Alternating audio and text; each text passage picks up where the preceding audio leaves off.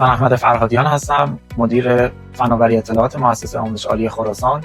این مؤسسه با بیش از 20 سال سابقه فعالیت در عرصه علمی و دانشگاهی در حال حاضر 9 رشته کارشناسی ارشد، 22 رشته کارشناسی پیوسته و ناپیوسته و 8 رشته کاردانی دارد.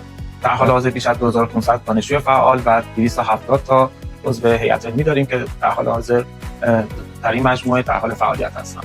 ما همیشه تلاش کردیم علاوه بر کیفیت علمی از نظر زیرساخت‌های فناوری هم به روز باشیم تا دانشجو بتونه بهترین تجربه آموزشی رو داشته باشه. در همین راستا چند سالی هستش که برای برگزاری کلاس‌ها و جلسات آنلاینمون از سامانه آنک استفاده می‌کنیم.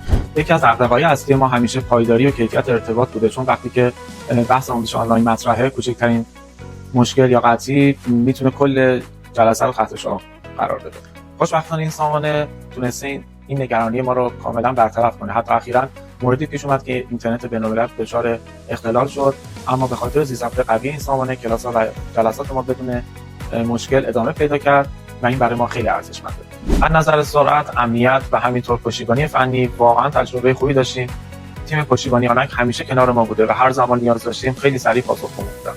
ما الان چند سالی هستش که به صورت مداوم از این سامانه داریم استفاده می‌کنیم و واقعا راضی هستیم. به جرئت میتونم بگم یکی از مطمئن‌ترین ابزارهایی است که برای برگزاری کلاس‌ها و نشست‌های آنلاین مؤسسه استفاده کردیم. خوشحالیم که همکاری با آنک رو انتخاب کردیم.